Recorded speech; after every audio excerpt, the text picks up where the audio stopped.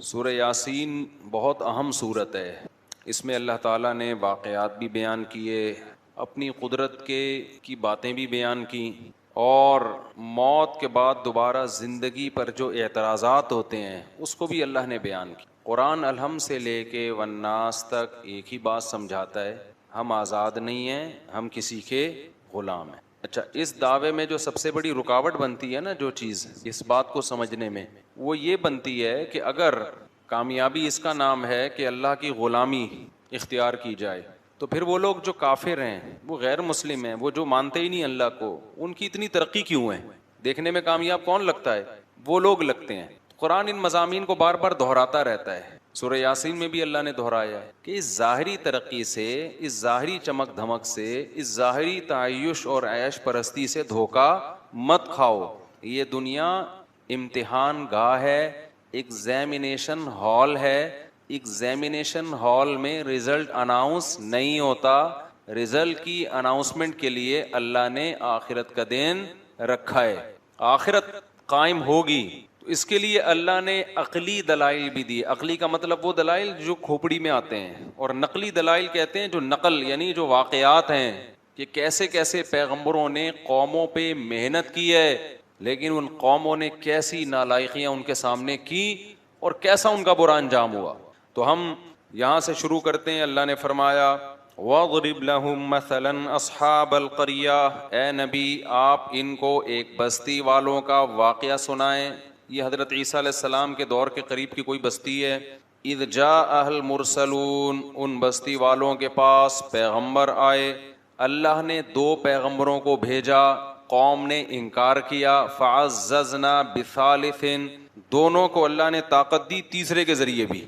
3 پیغمبر ہو گئے. بنی اسرائیل میں نا ایک ایک وقت میں کئی پیغمبر آئے ہیں، کئی پیغمبر آئے ہیں. فَقَالُوا إِنَّا إِلَيْكُمْ مُرْسَلُونَ، کہنے لگے ہمیں کس کی؟ تمہاری طرف. ان پیغمبر نے ان کو کیا کہا؟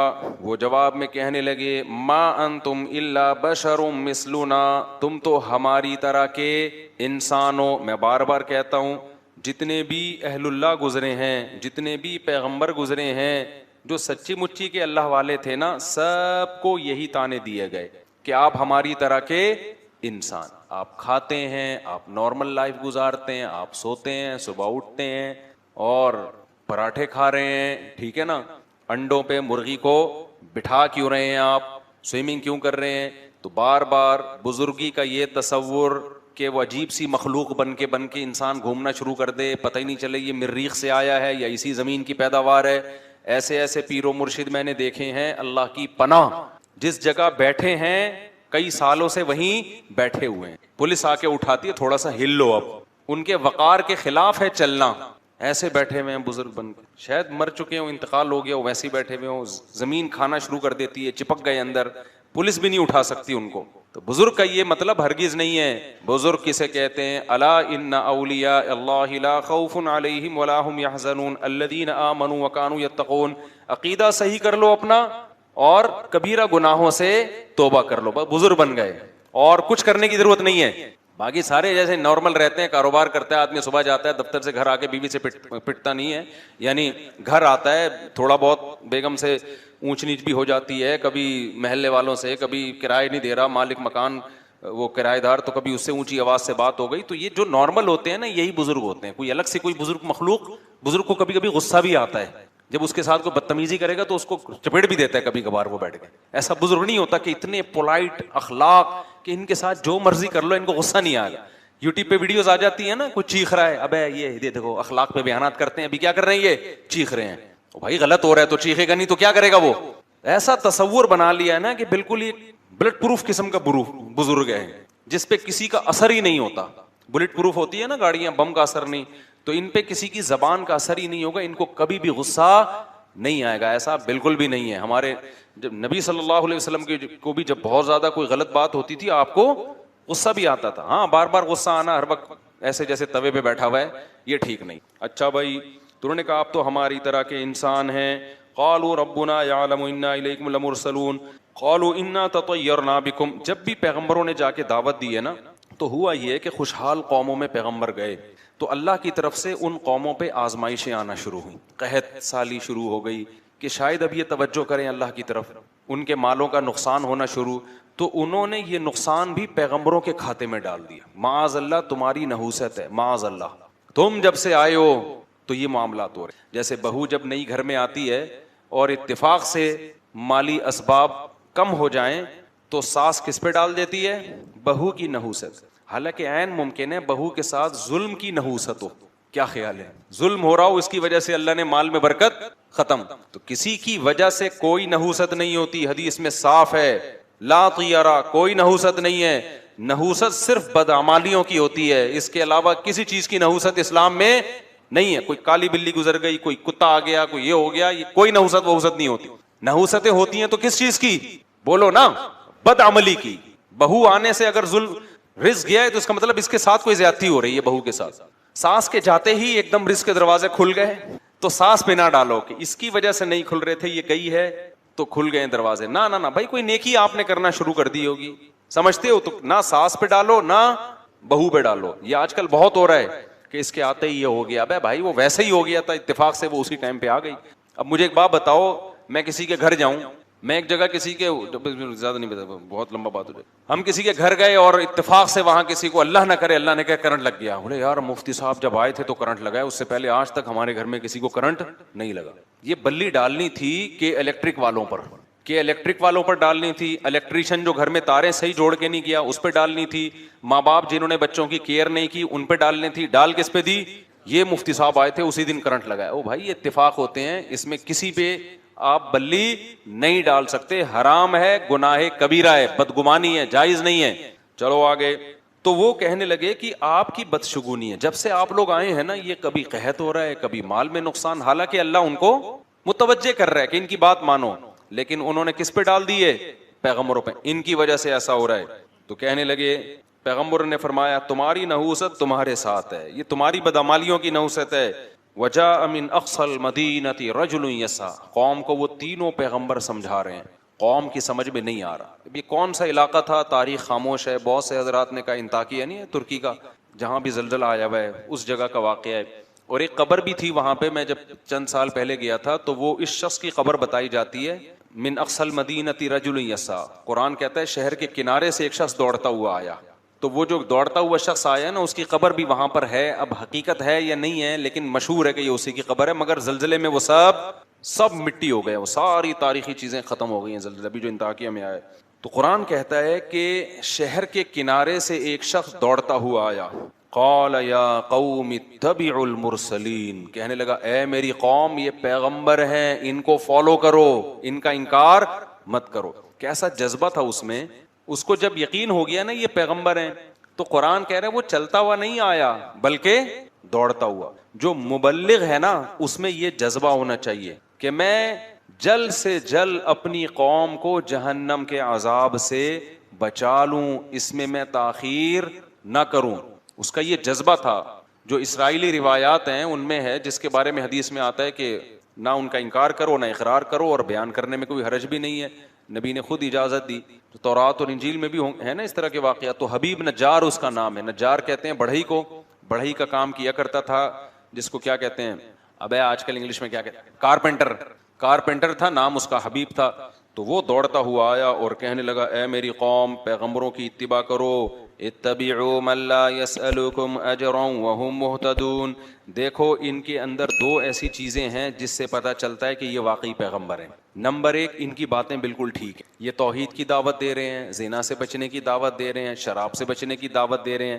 اچھا ایک اور اہم پوائنٹ, بعض دفعہ باتیں تو ٹھیک ہوتی ہیں, لیکن میں بار بار ایک بیان میں کہتا ہوں نا, بیان میں ایک بات کہ بات ٹھیک ہوتی ہے لیکن اصل مقصد اپنا منجن بیچنا ہوتا ہے کہ نہیں ہوتا. جیسے بس والا جب بس میں چڑھتا ہے, بس میں جب آپ سفر کرتے ہیں, ایک بندہ چڑھتا تھا, ہمیں اب پتہ نہیں چڑھتے ہیں کہ نہیں چڑھتے, پہلے زمانے میں وہ پہلے نماز کی ترغیب دے گا, درود و سلام کا نذرانہ پیش کرے گا, پھر وغیرہ وغیرہ بہت ساری, آخر میں چندہ مانگنا شروع, یا پھر اپنی وہ ٹافی بیچنا کہ گلے کو صاف کرتی ہے, پھیپڑوں کو آرام پہنچاتی ہے, 5 روپے کی ٹافی ہے اور ٹی بی ختم کر دے گی, پھیپڑوں کا کینسر ختم کر دے گی. تو قیمت صرف کیا ہے؟ تو وہ لوگ بھی شروع میں وہ درود بھی پڑھ رہا ہوتا ہے, نماز روزے کی ترغیب بھی, باتیں ساری صحیح کر رہا ہے, لیکن مقصد کیا ہوتا ہے اس کا اپنا منجن.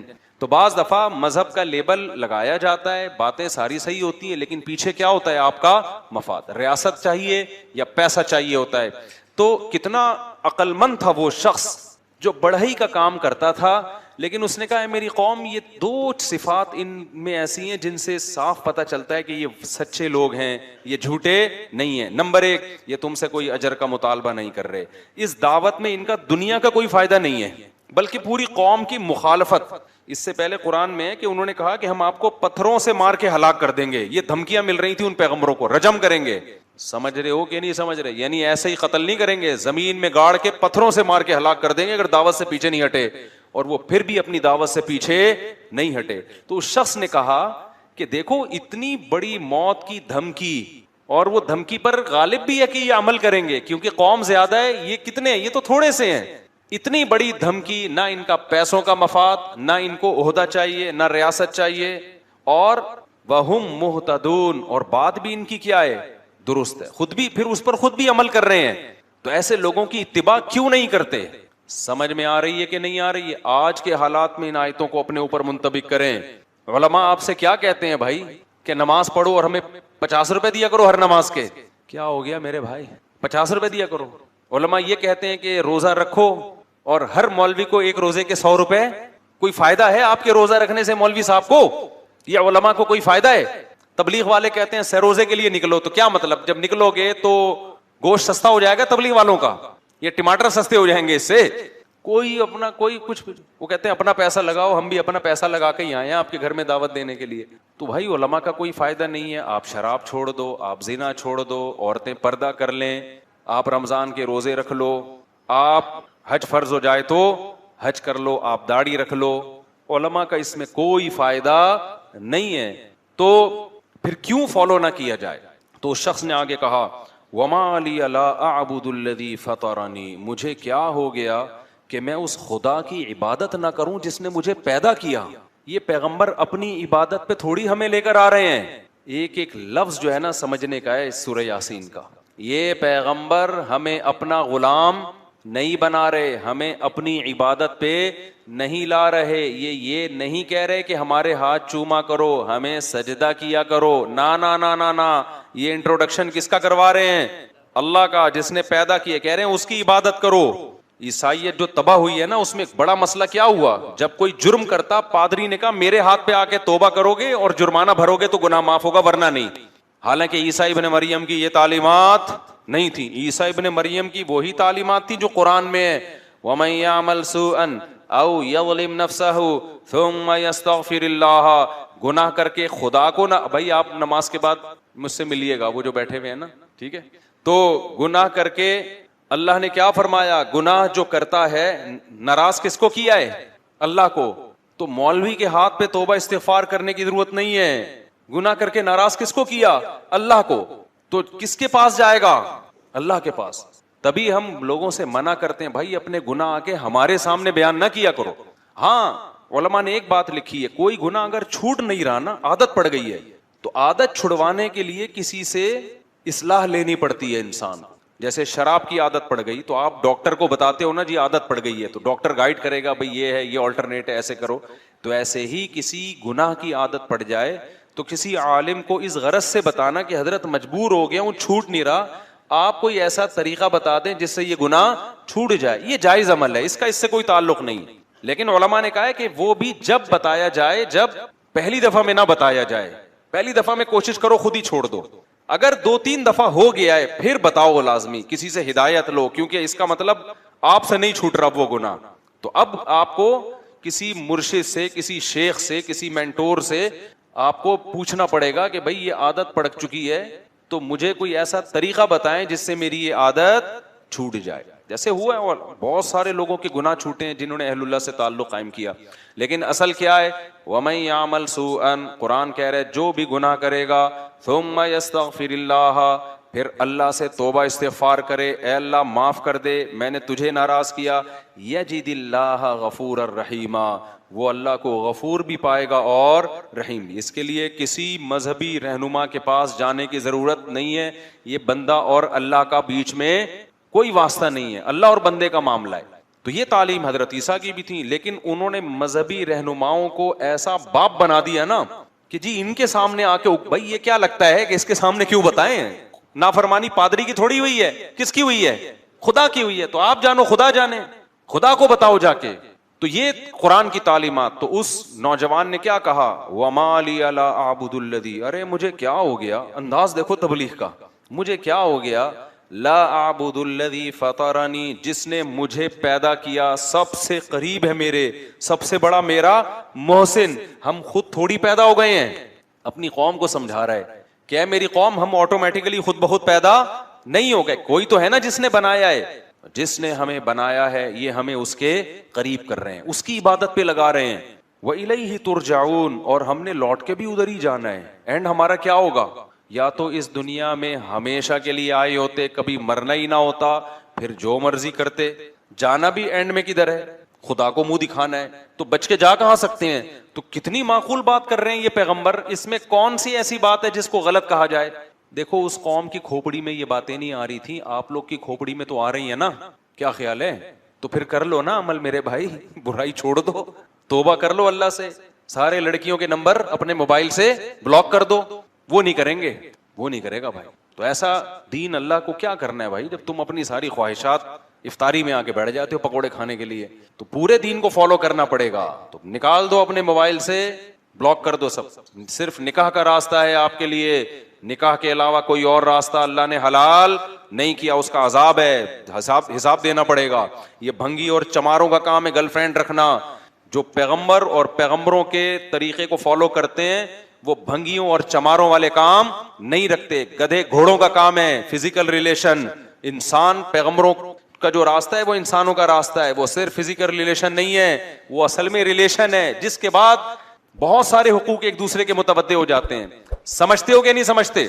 آگے چلتے ہم. انی آمنت بربکم فاسمعون.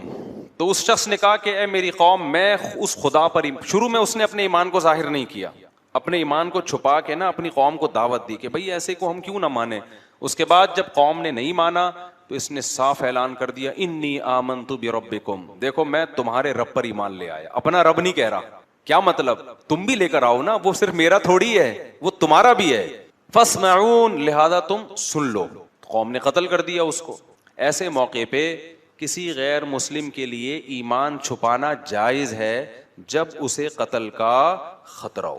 لیکن عظیمت کیا ہے، فضیلت کس میں ہے؟ نہ چھپائے اور شہید ہو جائے. کچھ گناہ ایسے ہیں کہ مجبوری میں وہ گناہ ہی نہیں رہتے. کچھ گناہ ایسے ہیں کہ مجبوری میں وہ جائز تو ہو جاتے ہیں لیکن افضل نہیں ہوتے. اب یہ فقہ میں نا، اصول فقہ جنہوں نے پڑھا ہوا ہوتا ہے وہ قرآن و سنت کی روشنی میں وہ سمجھتے ہیں کہ کون سے گناہ ایسے. آپ بھوک سے مر رہے ہو، خطرہ ہے کہ جان سے ہاتھ نہ دھو بیٹھو، اور آپ کے پاس حرام گوشت ہے تو وہ حرام گوشت کھانا آپ کے لیے حلال ہے. نہیں کھاؤ گے مرو گے، خودکشی کا گناہ ہوگا. وہاں جان بچانا فرض ہے، سمجھتے ہو؟ کھانا فرض ہو جائے، صرف حلال نہیں ہوگا بلکہ کیا ہو جائے گا؟ فرض ہو جائے گا. آپ کی جیب میں پیسے ختم، بھوک سے بلک رہے ہو، پیسے ہی نہیں ہیں، مر رہے ہو، سامنے نظر آئی ایک تندور نظر آیا، روٹیاں گرم گرم، خوشبو سے کلابازیاں کھانا آپ نے شروع کر دی. اب آپ نے بیان سنا ہے چوری کرنا بہت بڑا جرم ہے، اور بالآخر آپ آہستہ آہستہ آپ کا انا للہ ہونے لگا بھوک سے.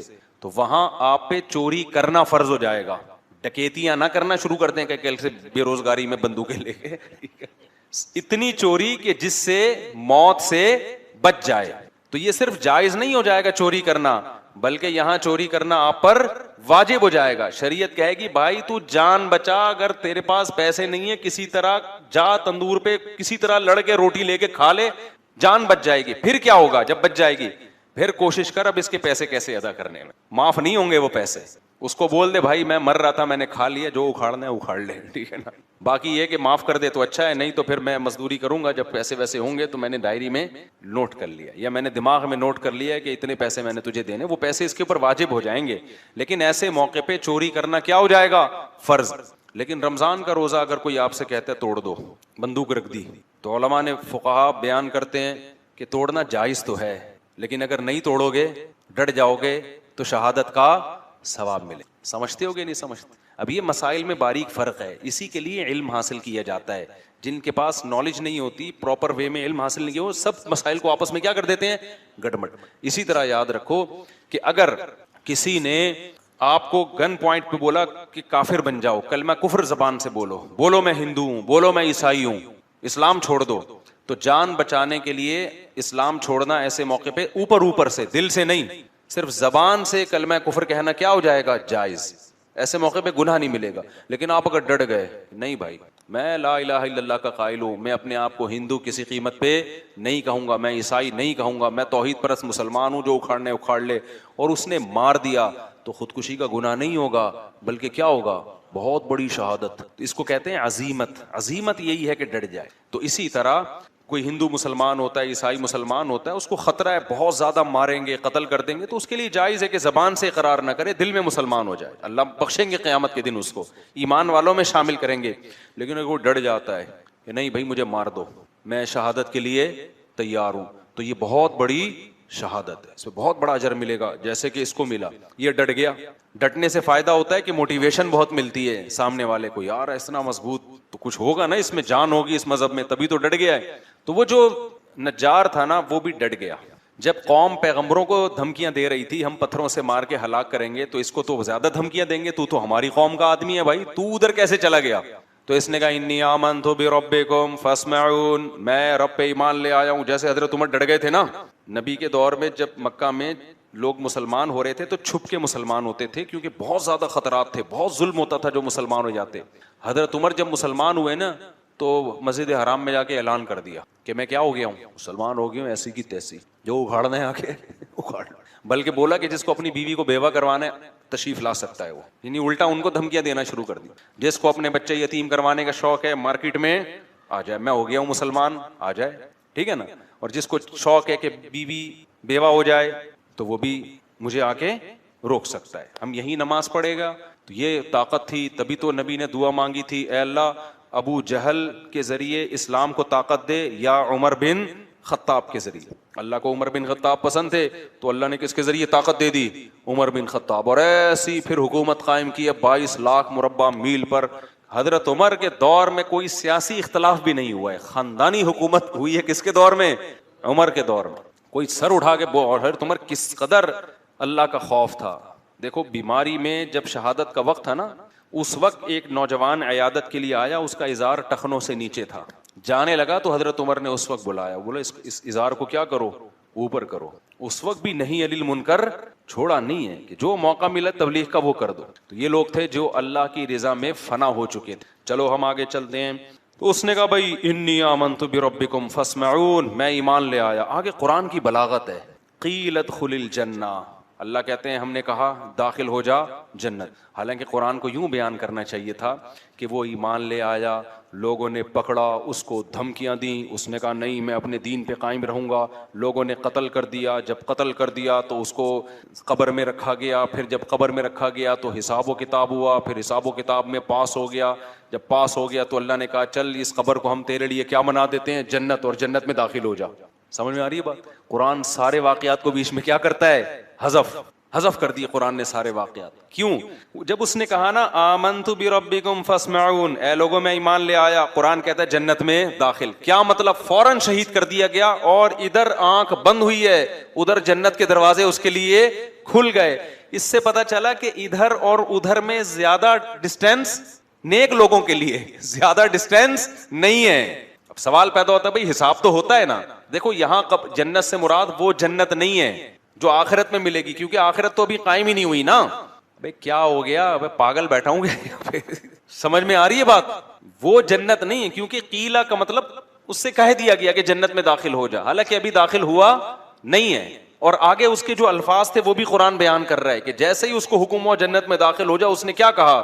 اس نے کہا کہ یا لیت قومی یعلمون، ہائے کاش میری قوم یہ منظر اپنی آنکھوں سے دیکھ لے. بما غفر لی ربی، میرے رب نے میری خطاؤں کو کیسا معاف کیا. وجعلنی من المکرمین، اور کیسا مجھے پروٹوکول مل رہا ہے یہاں پہ. تھوڑا سا فاصلہ آنکھ کھلنے اور آنکھ بند ہونے کا، کاش اس جہان میں میری قوم جھانک کے دیکھ لے. اس کو بھی افسوس ہو رہا تھا نا، خیر خواہی اتنی تھی.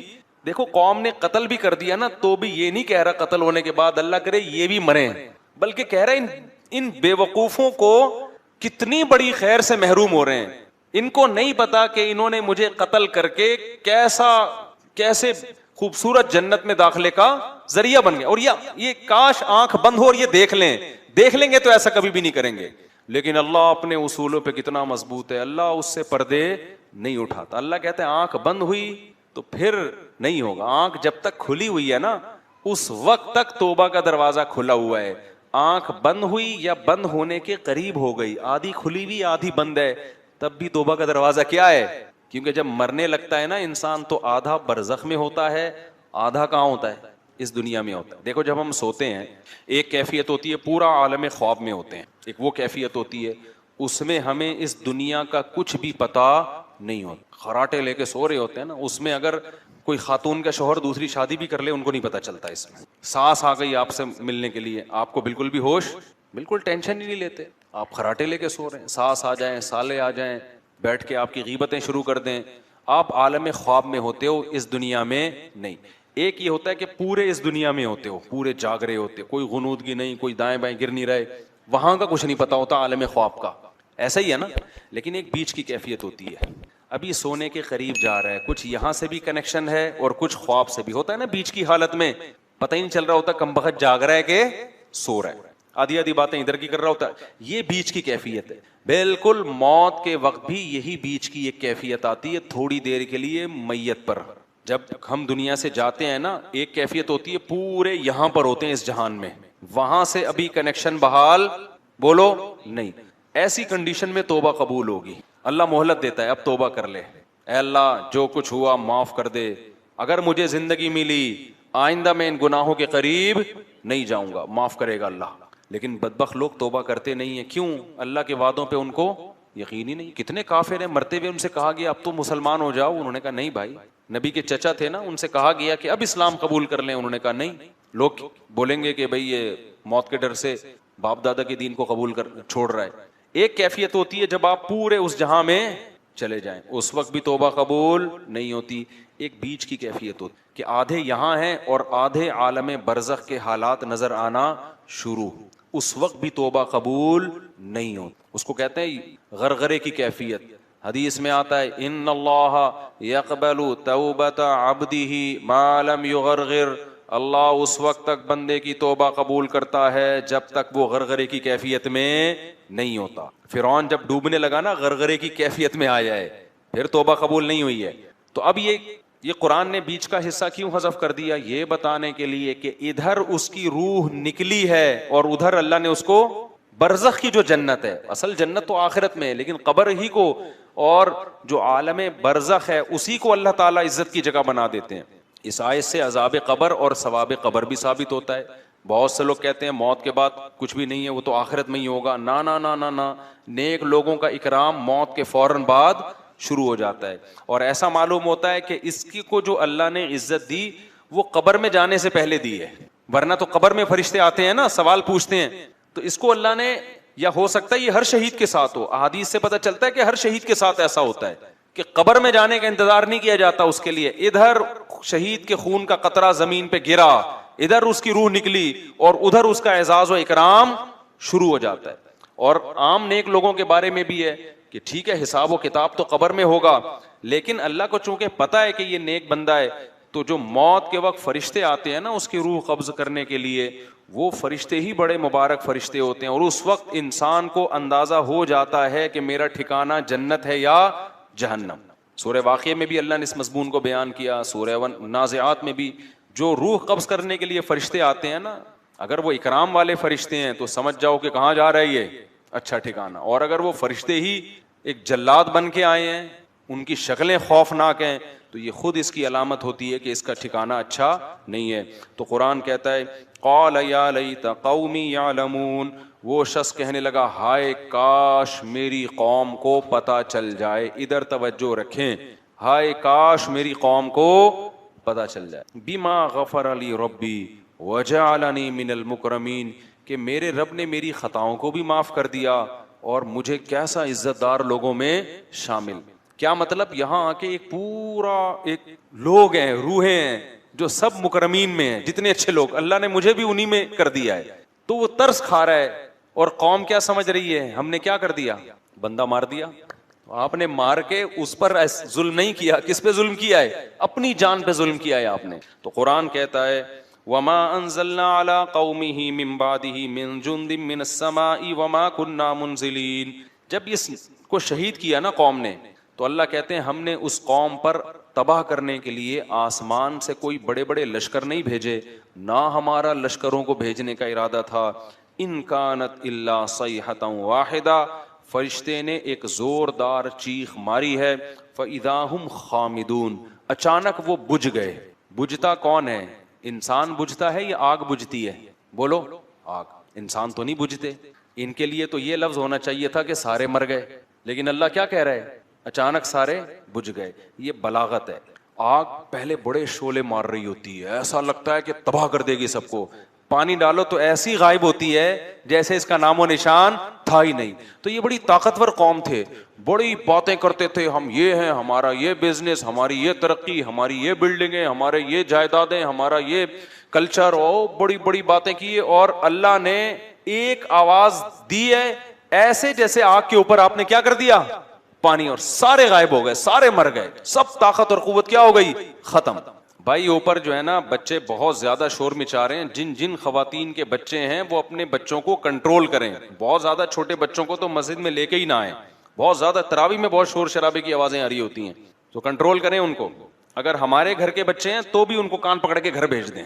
بعض دفعہ وہ مولوی صاحب کے کرام میں کہ جی مولوی صاحب کا بچہ ہے تو پتہ نہیں وہ اس کو کچھ کہہ ہی نہیں سکتے. تو ایسا کچھ بھی نہیں ہے. کسی کا بھی بچہ ہو شرارت کر رہا ہے تو اس کو کان سے پکڑ کے تمیز سے گھر کی طرف رخصت کر دیں اس کو. اچھا بھائی, وما انزلنا ان کانت الا صیحۃ واحدہ. آگے اللہ کہتے ہیں یا حسرۃ علی العباد, اللہ کہتے ہیں مجھے بندوں پر افسوس ہے.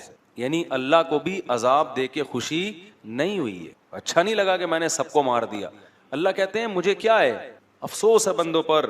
ما یاتیہم من رسول, جب بھی ان بندوں کے پاس میرا کوئی پیغمبر آیا, کانوا بہ یستہزئون, انہوں نے بھی ٹھانی ہوئی ہے کہ ہمیشہ ان پیغمبروں کا مذاق اڑانا ہے. آج یہ ٹھانی ہوئی ہے کہ جب بھی کوئی دین کی دعوت کا کام کرے گا تو ایک لبرل طبقہ ایسا ہے کہ اس نے مولویوں کا مذاق ہی اڑانا ہے. اس نے کیا کرنا ہے؟ مذاق ہی اڑانا ہے. تو یہ وہی چیز ہے. انبیاء, علماء انبیاء کے وارث ہوتے ہیں. اب انبیاء نہیں ہیں تو ان کے وارث کون ہیں؟ تو یہ اس کا خوب خیال کیا کرو کہ جو لوگ علماء کا مذاق اڑاتے ہیں آہستہ آہستہ ایمان سے دور, کیونکہ دین تو وہیں سے سیکھا جاتا ہے نا. نتیجہ کیا نکلتا ہے؟ پھر میں بار بار بتاتا ہوں کہ سارے ایک جیسے نہیں ہوتے. اگر آپ کہتے ہو فلاں 2 نمبر نکلا, فلاں 2 نمبر نکلا, تو بھائی وہ 2 نمبر ہے نا. کسی 2 نمبر کی وجہ سے سب کو کہنا کہ سارے کیا ہوتے ہیں.